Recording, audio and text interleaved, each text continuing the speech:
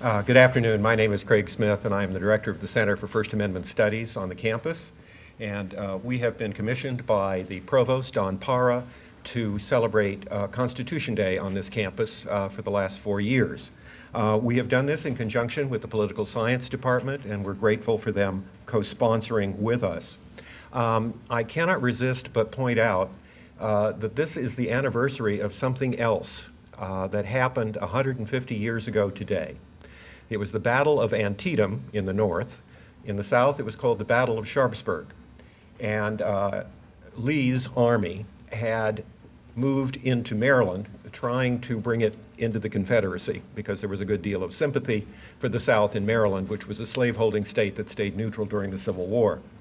The Northern Army arrayed against it right up in the Catoctin Mountains, and a huge battle took place today. Either the largest or the second largest, depending on who you read in the Civil War. The North won that battle, and that empowered Abraham Lincoln to announce the Emancipation Proclamation, which freed the slaves and gave the Civil War a new goal. So we celebrate the Constitution today, and we also celebrate the Battle of Antietam. This bug here, that's General Lee reincarnated. This is what happens when you come out on the wrong side of an issue. Today we're going to talk about a famous Supreme Court case from January of 2010, Citizens United versus the Federal Elections Commission. This is a very important case, and it has tremendous impact on the current presidential election, and that's why we want to look at it. We're going to do this presentation in 4 parts. First, I'm going to give you a history of campaign reform in America, the 100 years of campaign reform that was destroyed. And then Kevin's going to talk about the case itself, Citizens United. Then I'll come back and talk about the impact that that ruling has had on the current presidential campaign. And then Kevin will talk about possible reforms in the future and implications of the case. And if you're still with us after all of that, then you can ask us some questions. In 1896, William McKinley, from Ohio, because Republicans always have to carry Ohio to win, and so they would bring a lot of people from Ohio. It's been true for hundreds and hundreds of years. William McKinley was nominated for President of the United States by the Republicans, and a man named Mark Hanna, his best friend, became his fundraiser. This was the first campaign to raise an enormous amount of money from corporations, and McKinley beat William Jennings Bryan in that election. And then, in 1900, because his vice president, Garrett A. Hobart, was ill, he had to pick a new vice president. His name had been put in nomination for renomination, McKinley's name, and the young governor of New York, Theodore Roosevelt, got up and seconded the nomination of William McKinley. The speech was so good and so effective that the delegates rushed to put Roosevelt on the ticket. This became an important moment in the Republican Party because in 1901, at the Buffalo exhibition, William McKinley was assassinated, and Theodore Roosevelt became president. He accomplished a great many things, and then finally, when he was elected on his own and won the Nobel Peace Prize for settling a war between Japan and Russia, he thought he had enough clout to reform the campaign finance laws in America so that there wasn't this impact of all of the money that had gotten McKinley elected in future elections. And so he got the Tillman Act of 1907 passed. It was proposed by Pitchfork Ben Tillman, a senator from South Carolina. He was quite a character, but he was a populist and believed strongly in election reform. Theodore Roosevelt decided to stick by George Washington's 2-term rule, and so he didn't run for re-election. He was succeeded by his hand-picked successor, William Howard Taft, the largest president we have ever had. They actually had to replace the bathtub in the White House because he couldn't get in the one that was there. Taft followed in Roosevelt's footprints when it came to campaign reform. In 1910, he passed the Federal Corrupt Practices Act, which is still in effect to this day. That is what's left of it after certain reforms. In 1921, in Newberry versus the United States, the Supreme Court struck down parts of the 1911 law, and they had to be redone in 1924. and 1925 with new amendments. The reason they succeeded in 1924 and 1925 was because in 1923 there was a scandal known in the Harding administration as the Teapot Dome scandal. The Teapot Dome was an oil reserve in Wyoming, and to get pieces of it and the rights to drill there, certain people bribed the Secretary of Interior, Mr. Fall, in the Harding administration. Harding was saved from the scandal because his wife poisoned him in Seattle and he died in San Francisco, and so he was no longer president. That's my version of the story. He supposedly got ptomaine poisoning in Seattle and died in San Francisco, but she had caught him under the stairs in the White House with a maid several times, and I think that, she gave him poisoned fish, and that took care of that. The laws against participation of corporations in federal campaigns, remember, none of this applies to the states. The states have to do their own thing. But the laws that applied to corporations were then applied to unions in the Taft-Hartley Act of 1947. So unions and corporations at that point were restricted in terms of what they could do in federal campaigns. In 1971, another reform was passed to limit how much people could raise and pass. And then on June 17th, 1972, I don't know where you were, but I was working as an intern for CBS, and 5 bells went off on the Associated Press, which means something big has happened. And what had happened was some burglars were caught in the Watergate Hotel trying to get into Democratic National Headquarters files. And that led eventually to the Watergate scandal, and that led to more campaign reforms. Those reforms included such things as limiting the amount of money to $1,000 per person, per candidate, per election cycle, so that you couldn't have a Clement Stone give $1 million to Richard Nixon, as he did in 1972. Other provisions of the new reform were that corporations and unions could form political action committees, and those political action committees could then give $5,000 per candidate per election cycle. But there was no restriction, there were restrictions placed in other ways, and the law was challenged by 2 interesting people. One was James Buckley, who was a conservative Republican senator from New York, and the other was Senator Eugene McCarthy of Minnesota, a liberal Democrat. They joined together and attacked the new campaign reform laws resulting from Watergate. The reason they did it was for a number of reasons. One, the new Campaign Reform Act favored the 2 parties and disfavored third parties. You had to get a certain percentage of votes as a third party to get federal funding. Well, if you didn't get the federal funding, you couldn't get the percentage, and it became a chicken and egg situation. They also wanted a definition about what was speech and what wasn't speech. In any case, the court handed down a lengthy, divided opinion where various pluralities formed to eke out what would be upheld and what wouldn't be upheld. The decision ruled that if I give money to a candidate, that is not speech. I am not speaking when I do that.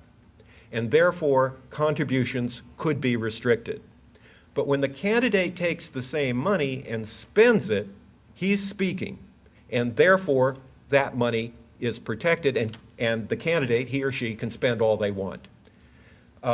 This rather contradictory appropriation of whether money is symbolic speech or not has led to a lot of confusion ever since this decision by the Supreme Court. Supreme Court also ruled that if you're rich and you want to give your own money to your campaign, there's nothing they can do to restrict it. So you have rich people running for office in the United States who are channeling tons of their own money into their campaign against poor people who have to go out and raise the money under these limitations.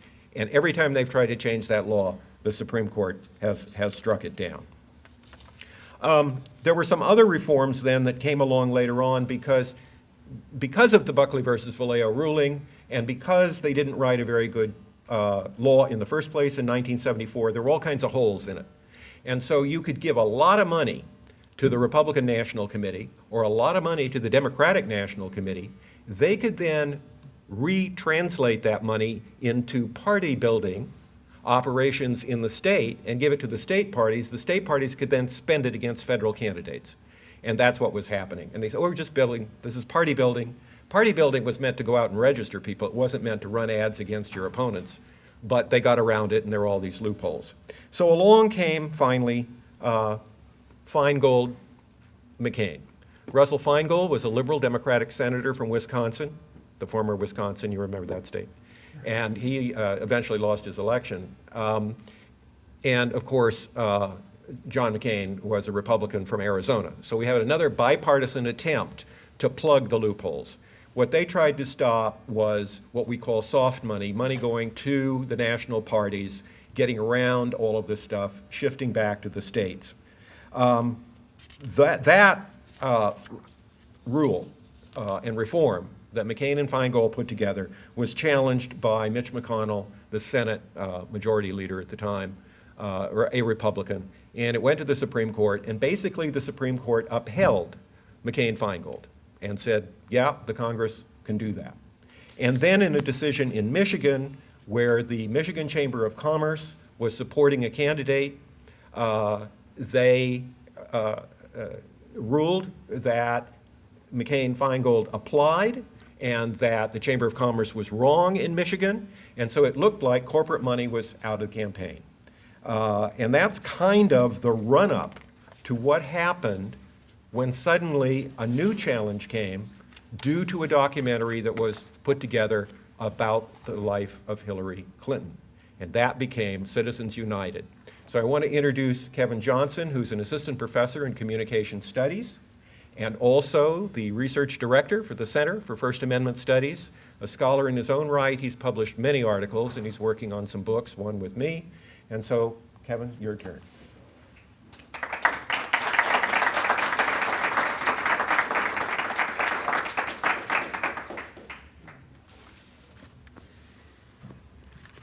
Taller. So I was reading this newspaper article just from a few days ago, and it was about a ship fest that was happening off of the coast of Dana Point.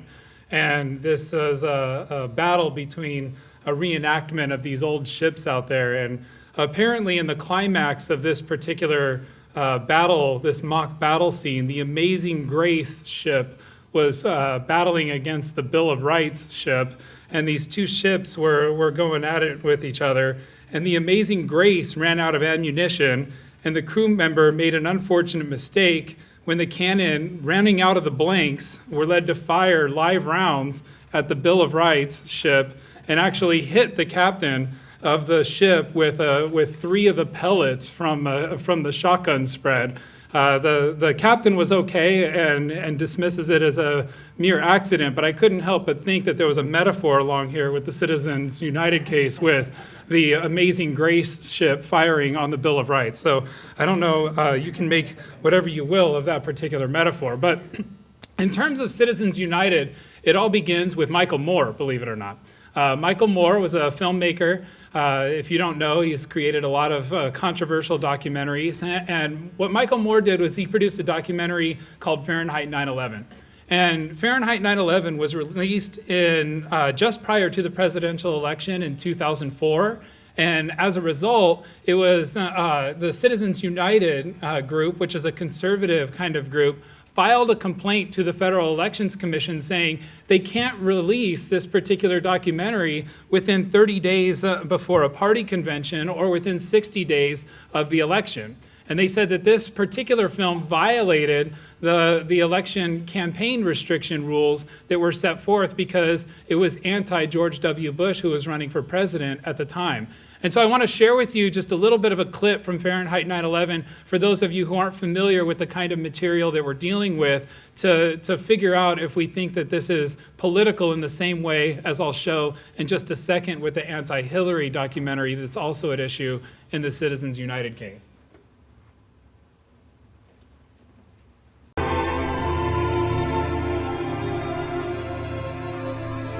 On September 11, 2001, nearly 3,000 people, including a colleague of mine, Bill Weems, were killed in the largest foreign attack ever on American soil.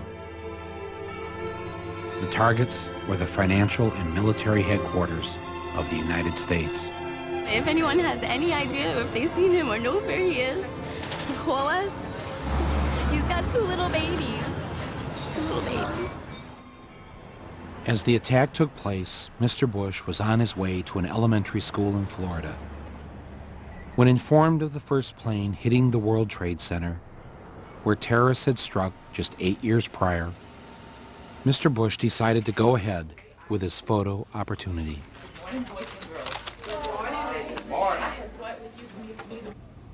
Read this word the fast way. Get ready. Man. Yes, man. Get ready. Man. Yeah. Okay, get ready to read the words on this page without making a mistake. When the second plane hit the tower, his chief of staff entered the classroom and told Mr. Bush, the nation is under attack.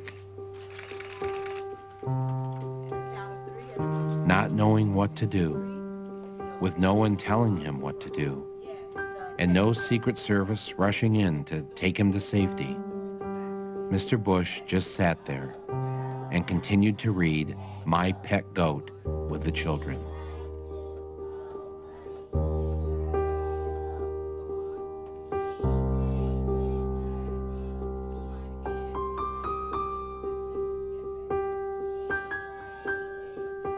Nearly 7 minutes passed with nobody doing anything.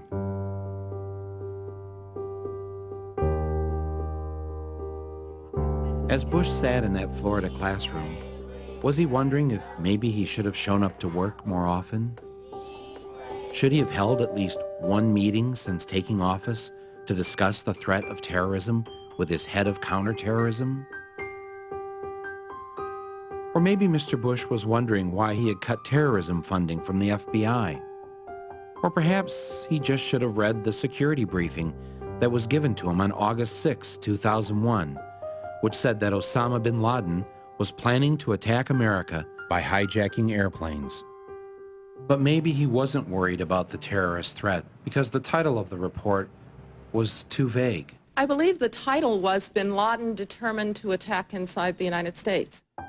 A report like that might make some men jump, but as in days past, George W. just went fishing. As the minutes went by, George Bush continued to sit in the classroom. Was he thinking, I've been hanging out with the wrong crowd? Which one of them screwed me? Was it the guy my daddy's friends delivered a lot of weapons to? Was it that group of religious fundamentalists who visited my state when I was governor?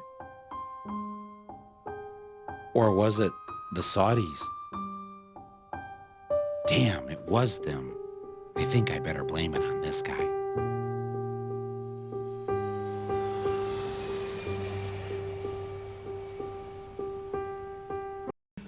This video was released just prior to the presidential election. Citizens United was not very happy about it. They said that this violated the election rules, that it was a piece of advertising against George W. Bush, a direct attack on the candidate Bush that was now running for re-election, and therefore was in violation of the election rules. The Federal Elections Commission ruled against Citizens United. They said there was no violation. They said that there was simply no evidence that the movie's advertisements had broken any law whatsoever. And so Citizens United began to grow a little bit upset about this whole documentary and their ability to be able to produce this as a negatively attack on a presidential candidate. And in their view, it was a direct way in which the liberal kind of politics in the United States had circumvented the campaign finance restrictions.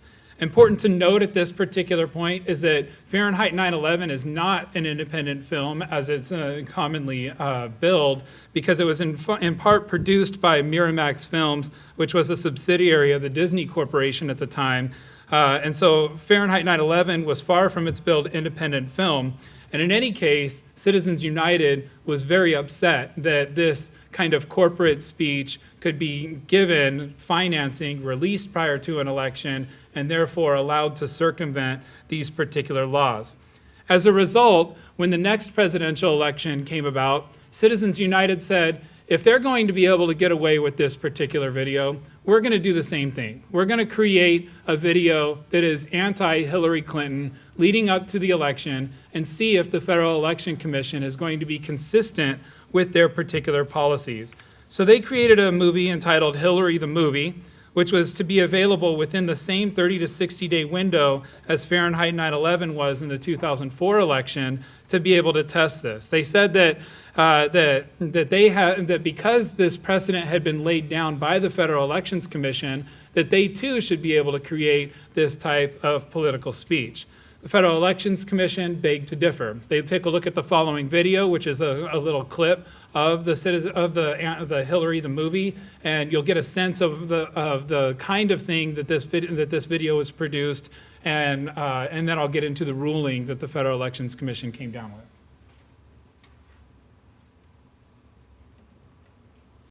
Senator Clinton is claiming basically the entire 8 years of the Clinton presidency as her own, except for the stuff that didn't work out, in which case she says she has nothing to do with it.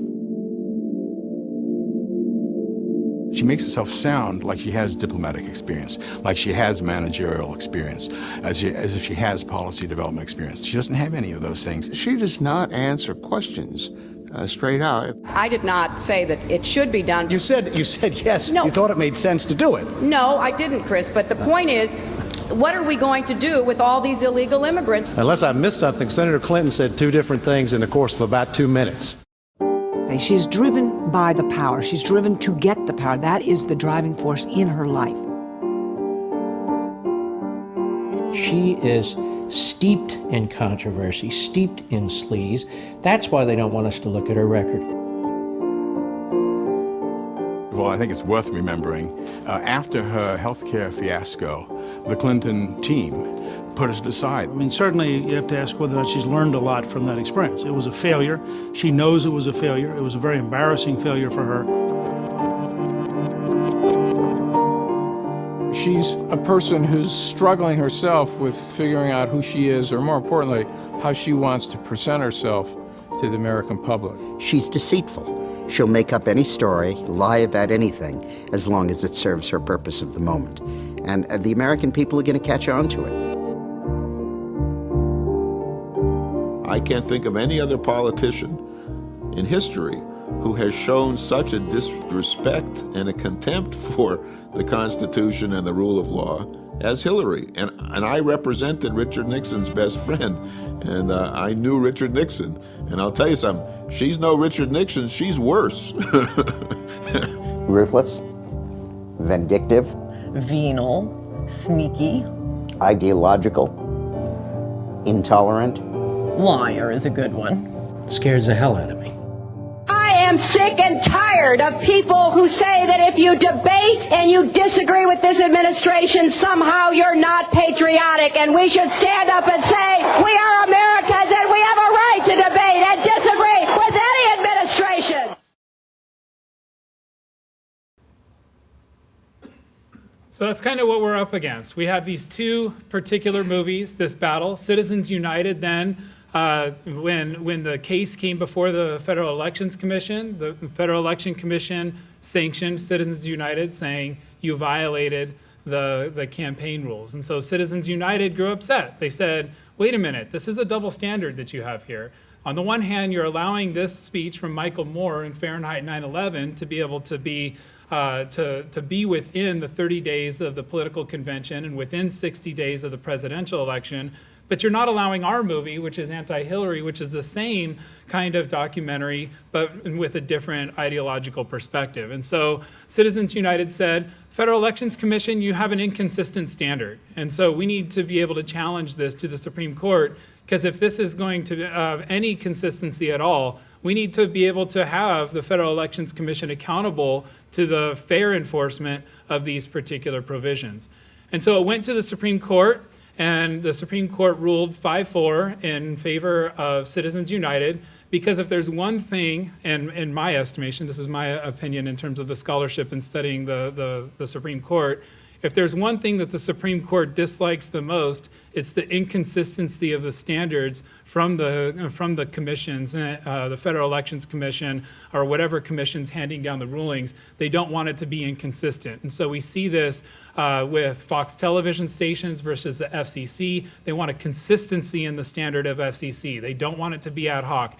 They want consistency in these particular commissions. And so the Citizens United ruling is really a reaction to this inconsistency of the policy at the Federal Elections Commission level between the two ideological messages, one that was permitted and one that was not, which in First Amendment speak and jurisprudence would constitute viewpoint discrimination. And so as a result, they said that this type of speech has to be allowed. You don't have the right to censor Citizens United. The implication of that, of course, is that now unions and corporations are free to be able to spend unlimited amounts of money in terms of the productions that they use to be able to finance political messages. So they can create these documentaries endlessly, and we've seen in the current presidential election how we've already had an Obama movie and so forth and so on as a result. I may be able to just give a little teaser here if we have time for questions and answers, but we're going to shift back to Dr. Craig Smith to talk about the impact on the presidential elections.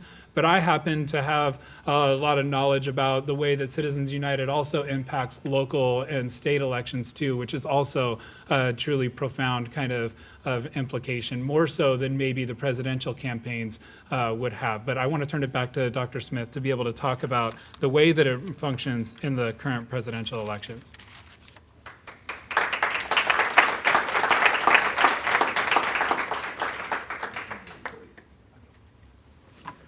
I'm going to be very brief but very dense. I'm good at being dense.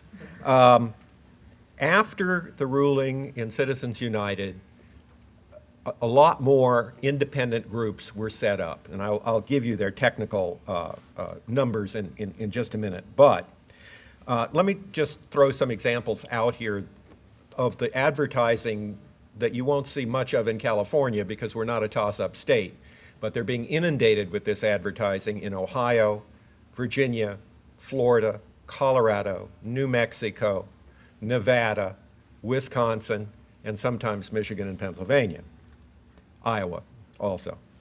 Americans for Prosperity, which is supported by the oil-rich Koch brothers, spent $6 million in battleground states attacking President Obama in May of 2012.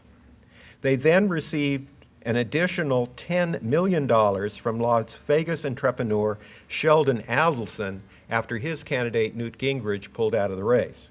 By June 1, 2012, just this last June, the two Crossroads groups had raised $100 million. Crossroads GPS, a conservative group with 501c4 status, spent $25 million in attack ads against President Obama in the summer of 2012 in 10 battleground states.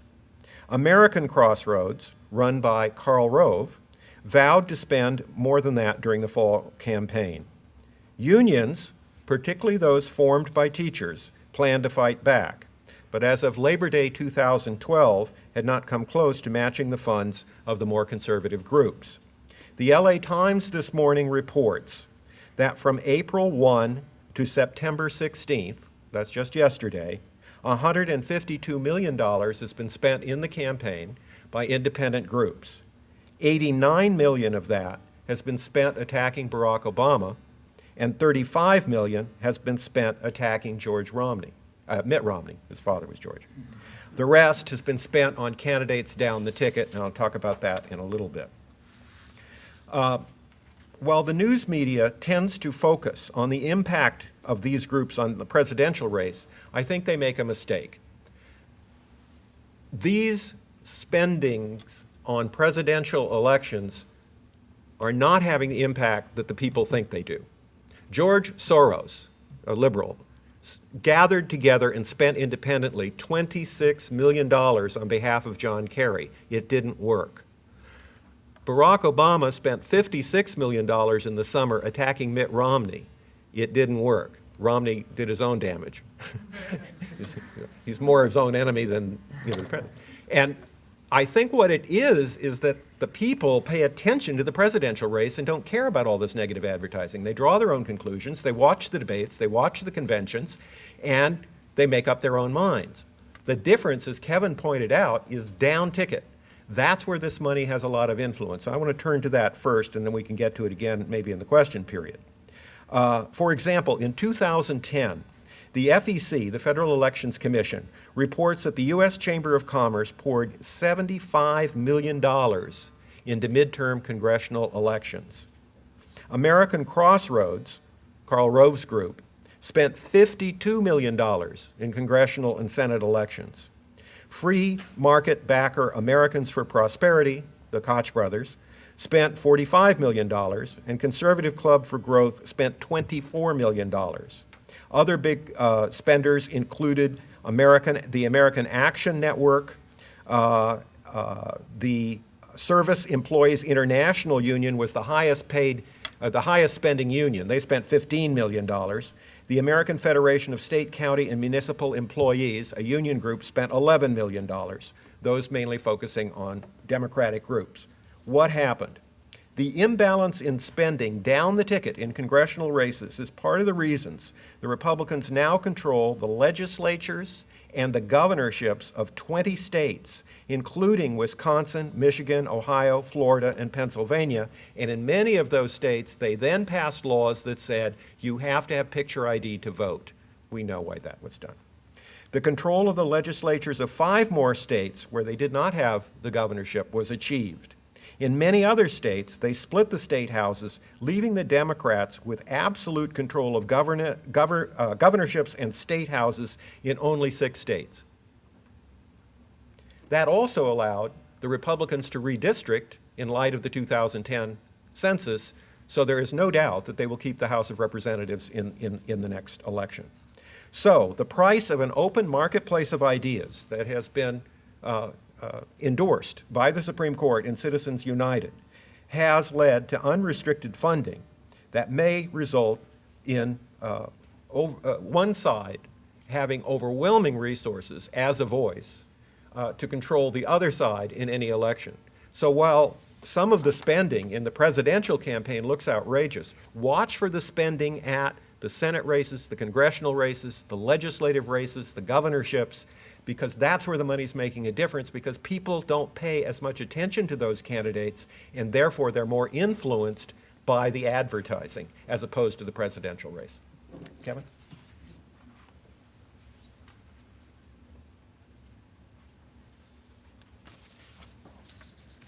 If I might piggyback on Dr. Smith's observations, we've talked about this before. One of the implications on the presidential campaign happens early on in the primaries.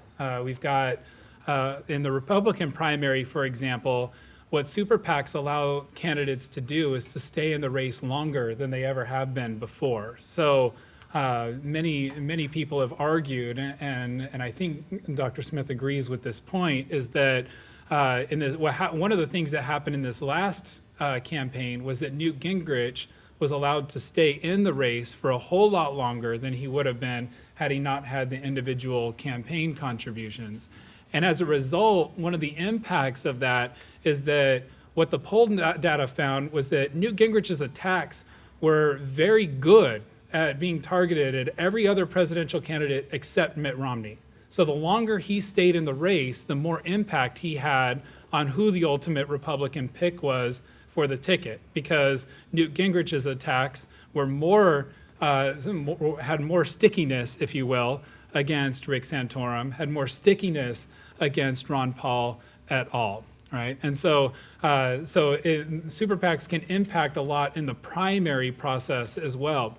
And I'll also piggyback in observing that people do generally pay attention to presidential campaigns. So the impact of Citizens United may not be as large as a lot of the paranoid theories are out there. There's still 4 fundamental characteristics that shape a presidential campaign, including the vice presidential running mates that are chosen, the momentum that come out of the conventions. You've got the unknown gaffe that occurs, Al Gore's sigh, or any number of things that could happen as a result of an election. And then you have the presidential debates. All of those things don't necessarily require a ton of super PAC money in order to influence a presidential election, but they're all important factors that the people will probably continue to pay attention to.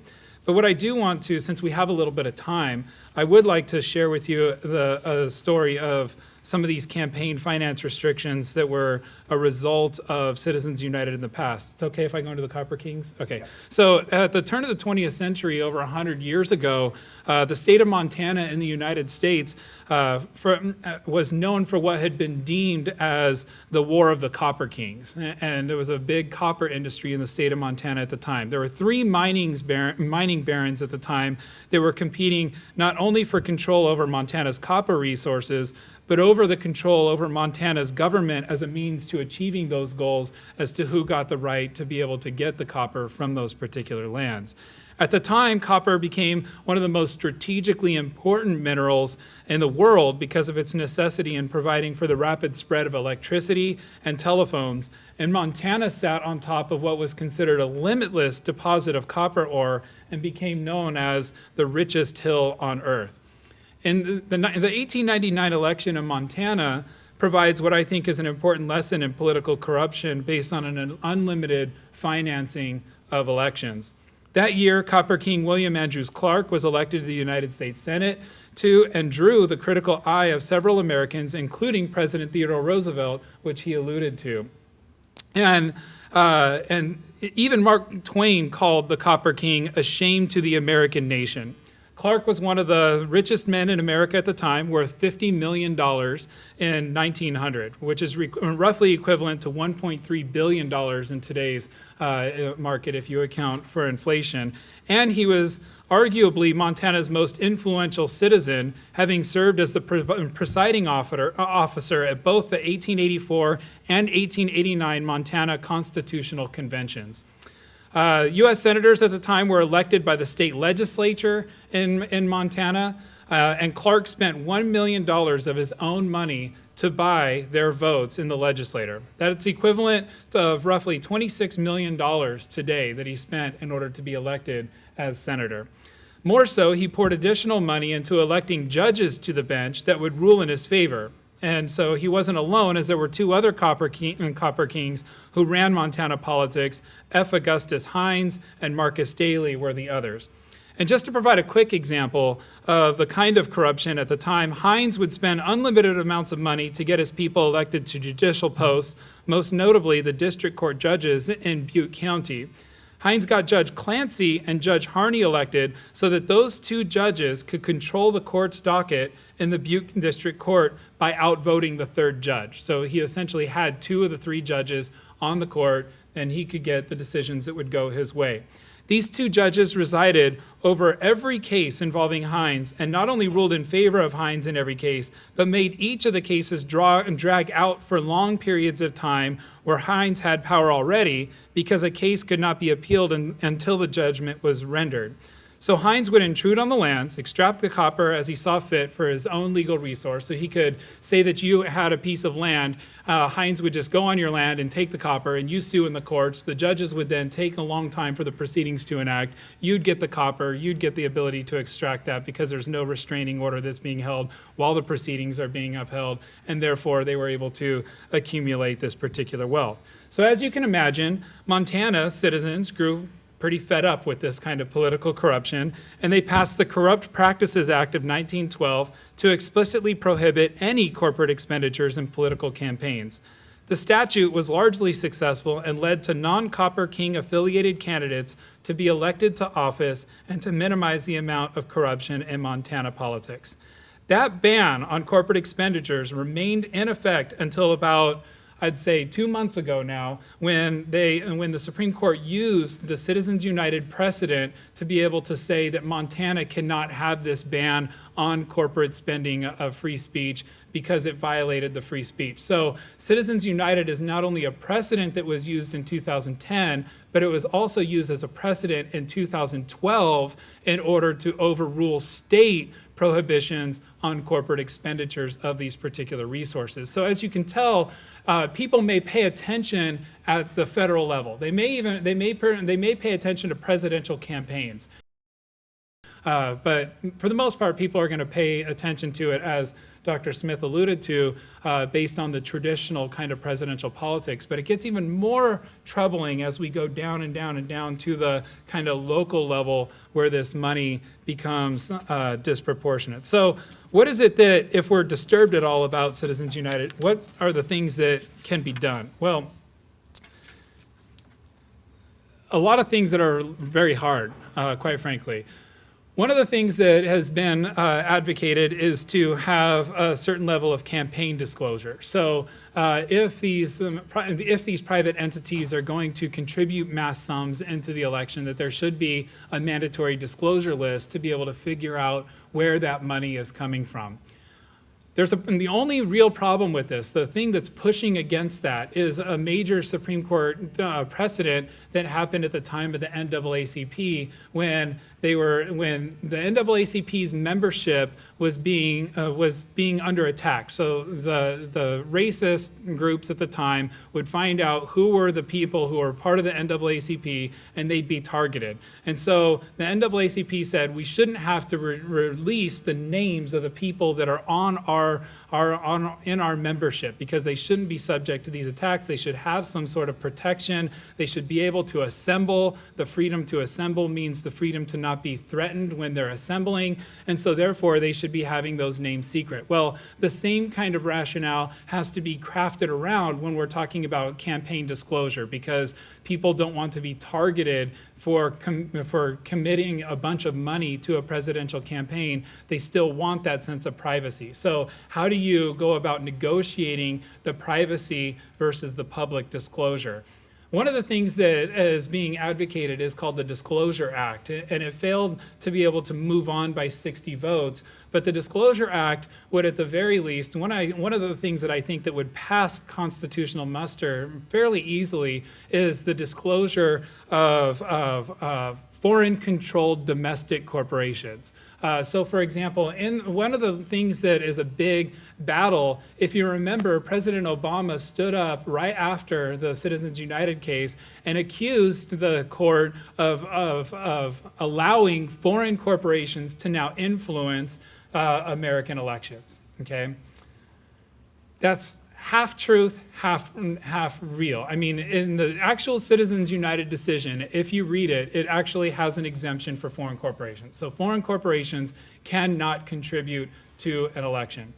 However, there are these things called foreign-controlled domestic corporations, and those things are listed where 25% of the shareholder is held by at least one entity that is of foreign residency. So say there's a wealthy Chinese investor that invests over 25% of the value of the overall corporation and has that many shares in their control, then they're a foreign influence on the corporate expenditure in the domestic election. So it's not like what it arguably used to be. I say arguably because it doesn't necessarily work this way all the time, but the big myth, the mythos is that, you know, you have American corporations, they contribute to elections, therefore it's all clean. Well, in the multinational corporate world, we have investments happening in American corporations from a bunch of different interests, right? And so if there are foreign interests within those corporations that are now able to say, if you know, there's a foreign country, for example, that maintains the ownership of a lot of a corporation's debt, then could they tell that corporation, which is technically an American corporation, to invest in an election in their control? So the part that is in the Control Act, the Disclosure Act, would be able to at least be able to know the foreign sources of investment in the election. So that's one, I think, alternative that we can push for, but I think the Disclose Act would probably be having to have significant rewording if it's going to be upheld by the Supreme Court, because it has, in my opinion, some legal issues. The second is that we could require explicit consent of shareholders. There's been a major ruling that you can't have union dues going to the union that can then be contributed to political campaigns because it's not in their explicit permission to be able to use those funds to the campaigns. I think that the same thing could be true for corporations, that shareholders invest in a corporation because of their product and the promotion of their product. And just like unions are shared for the promotion of their own labor force, I think that anything that would be maintained into the political realm, they could seek explicit permission from the shareholders that are investing in the corporation to have permission to have money given to these campaigns. Okay, so that might be one avenue that could be explored. Another area is to expand public financing of elections. Now, this is pretty controversial. It's been declined by the Supreme Court in terms of the Millionaires Amendment. What it basically said is that if a person's private contributions meet a certain threshold, then a certain amount of public funds would become available to counter that. Now, that has been held unconstitutional. But if we were to move toward a system where it was entirely public, where all people were able to express themselves in terms of their contributions and their public voice, that might be able to circumvent a lot of the implications of Citizens United. The third is to, quite frankly, we don't have a lot of information on the multinational influence on corporate expenditures in the election cycle. And so it would be quite just to very simply form an exploratory committee to figure out the degree of foreign influence that people have in terms of these corporations. That right now we just don't have a lot of data about what foreign investors may be influencing the American corporation to be able to influence particular elections in particular ways. And so at least to form some sort of exploratory committee to investigate that, I think would be worthwhile, because we might conclude at the end of the day that they may not have very much or any kind of say in the matter at all. The fifth is to require free airtime, and this is just to make public broadcasting work for us. I mean, if we're already funding the public broadcasting, we should be able to dictate how that public broadcasting is used. And so we can, instead of having the presidential debates covered by the private networks, we can actually have them hosted by the public networks. And so people don't have to buy into these kind of situations, so that the impact of that is minimized and make it all public free airtime. And then the next one is to amend the Constitution. This seems fairly obvious. If you were to amend the Constitution, I know that it sometimes seems entirely unfathomable that we would amend the Constitution, but it's not true. I mean, even within our relatively recent history, we passed a constitutional amendment saying that Congress can't give itself a raise in the same session. So it's not unprecedented that these values would be able to be upheld. I think that there's a large sector of the American population that doesn't want private entities involved in our public elections, just as there's a large segment of the population at the time that didn't want Congress to give a raise to itself in the same session. I think that we'd be surprised to find some sort of support for a constitutional amendment that would bring this campaign financing back to a public rather than a privately influenced entity. And I have two more solutions. I'm not going to go through a huge laundry list. The next one is to just get good lawyers to argue.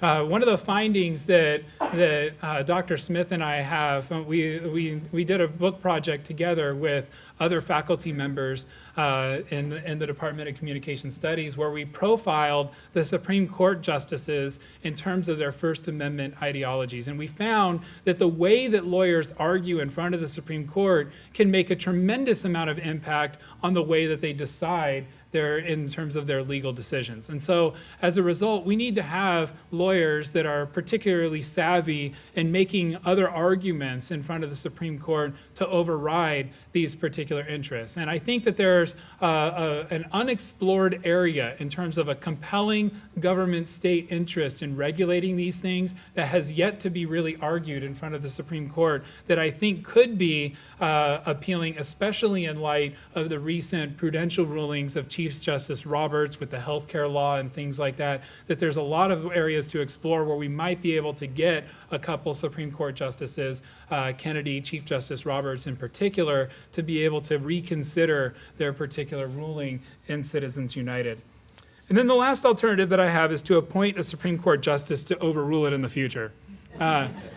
It's an often overlooked insight in terms of the presidential implications that they nominate Supreme Court justices to the bench. And I would advance the argument as a scholar that the Supreme Court is arguably the most powerful of the three branches. I mean, think about it. If you don't like your congressional representative or you don't like your senator, you vote them out in the next election. They're gone, right? You just replace them. You get a new one, right? You don't like the president, 4 years from now, you can decide on another one, right? And so you can live with that. If you don't like the Supreme Court's decision, what you going to do? You better have a whole lot of agreement with you to overrule them, right? It takes a whole lot to get a constitutional amendment. So the Supreme Court is arguably the most powerful branch of the government because it could overrule the other two branches with very little consequence in terms of overreach of its power. Now, it does have to be concerned with its credibility, and there's a whole field on Supreme Court legitimacy and so forth. But the point of it is that one of the things that we need to look at is if we want to change the Supreme Court, then we have to be able to have presidential candidates that we would back that would be favoring the types of justices that we would like to see rule in those particular ways in the future. This is not a very easy proposition. It's tricky. For example, if you choose a wedge issue, it could dramatically disappoint you. The religious right, for example, maintained a vast majority of the court when Sandra Day O'Connor and the Rehnquist court was appointed. You had, I believe, 6 conservatives and 3 liberals on the court at the time, and the big idea was that we would appoint these justices, and they will be able to overrule once and for all Roe v. Wade. Okay? It's actually a litmus test of sorts. If you go through every Senate confirmation hearing of Supreme Court justices, they can't avoid the question of where they stand on abortion. Now, they might say it depends on the particulars of the future or whatever, right? But they can't avoid being asked that. And that is because it is one of the defining moments of the Supreme Court. So when Casey versus Planned Parenthood came before the court, this was a landmark case that had the potential to overrule Roe v. Wade. And everybody said, wow, it's finally going to happen. Not only did it not happen, but it disappointed a lot of the conservatives at the time who thought that they would finally get it. So the same thing could happen the other way around, right? For the liberals, if they want to overrule Citizens United, then you appoint a justice, they could disappoint you. And this has happened, right? On the conservative side, you had Justice Stevens appointed by Reagan or Ford. Was he a Reagan appointee? Nixon. Okay. So you had Justice Stevens, regardless, a Republican appointed Supreme Court justice, and Justice Stevens became the 4 in the 5-4 Bush v. Gore decision, right? And so the justices can flip, right? Over a long term, depending on where the ideology of the court goes, it can shift. And I would keep a careful eye on Justice Kagan, for example, because she may be one of those that disappoints on First Amendment issues for a lot of liberals and may go to the First Amendment, but the jury is still kind of out on that. There's not enough data to really sort through on that particular question. But appointing a Supreme Court justice could be really important. And some justices, before they go, are very, very vocal about the way that they would overrule particular decisions. So, for example, Justice Thomas does not believe that any of you as students should have First Amendment rights. He's adamantly opposed to Tinker versus Des Moines. Students are supposed to sit in the classroom and learn from their professors who know stuff. And students are supposed to be there and listen and not really talk back because they're there to learn. And so free speech is not part of the educational environment for Justice Thomas. He made it very apparent that he's opposed to Tinker versus Des Moines, and he says that students do shed their constitutional right to First Amendment protection at the schoolhouse gate. And when Morse versus Frederick came up and overruling the idea that a student can say bong hits for Jesus, he said that he would go further than the court did, and he said, I would overrule Tinker versus Des Moines entirely, okay? So sometimes you can find justices that are that way, but if you do that, then you risk being polarized, as Justice Thomas was confirmed with the closest vote in recent history in terms of the Supreme Court. But that pretty much sums up the alternatives that I can think of, and I think we have just a few minutes for questions, if you would like. We actually don't have time. Okay. We have the room and we have some technical stuff going on. We'll be here to answer your questions personally, so come on up and see us. But I mentioned Don Parra at the beginning. He's our provost and he's here, and thank you, Don, for sponsoring this. And the last thought I want to leave you with on Constitution Day, because James Madison was so important in writing the Constitution, is the amendment that Kevin talked about, which was the last amendment to the Constitution that says that the Congress cannot give itself a raise in the same session, was originally written by James Madison and proposed with the first 12 amendments to the Constitution with no time limit. And so James Madison wrote the first 10 amendments to the Constitution and the last amendment to the Constitution, which is pretty darn remarkable. Thank you all for coming. We've enjoyed having you.